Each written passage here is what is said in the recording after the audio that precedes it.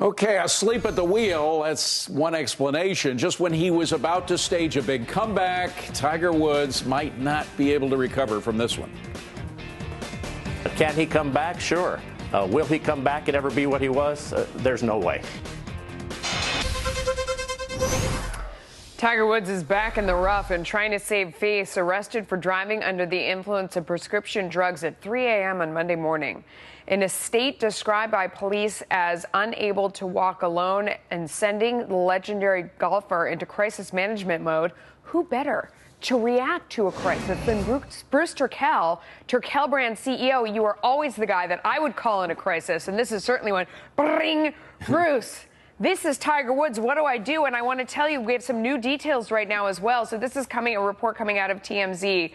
But this is, they say from the police report saying that his car was a wreck when they found him. 2 flat tires, a broken taillight, mangled bumpers.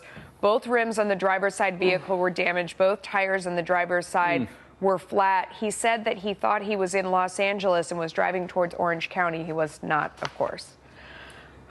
What do you do? It's early in the morning, I wipe the sleep out of my eyes. Here's what I tell him.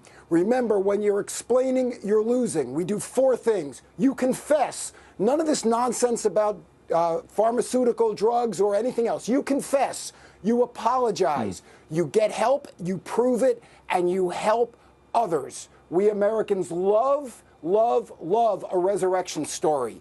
But we don't like to be lied to. So one of the biggest problems is, of course, that this while this is, it seems to be a obviously very troubling incident, he's been on a downward slide for a long time. I mean, if you think all the way back to when he got in that epic fight with his ex-wife and Thanksgiving, and he went out, that was also a car wreck that brought the police around at the beginning. He also had been taking Ambien, and I read reports that said he was also at the time taking, some sort of different pain medicines.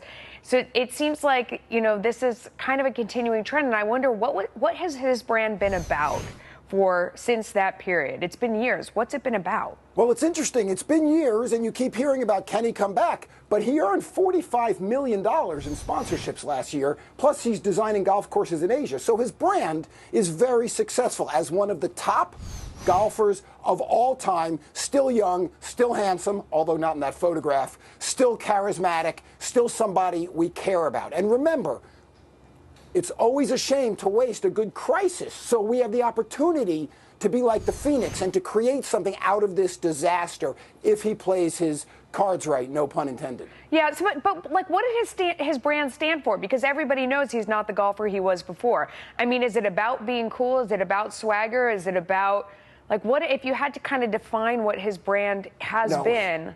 What do you think? He is the epic, he is the icon of golf. He turned golf from what we saw as a suburban sport. We didn't even think of it as a sport. We thought of it as a game. He made it athletic. He changed it. He changed the view of it. And he turned it into something exciting and dynamic and modern and of the moment. Yeah. And he also played better than anybody else. So he also backed it up with his swings.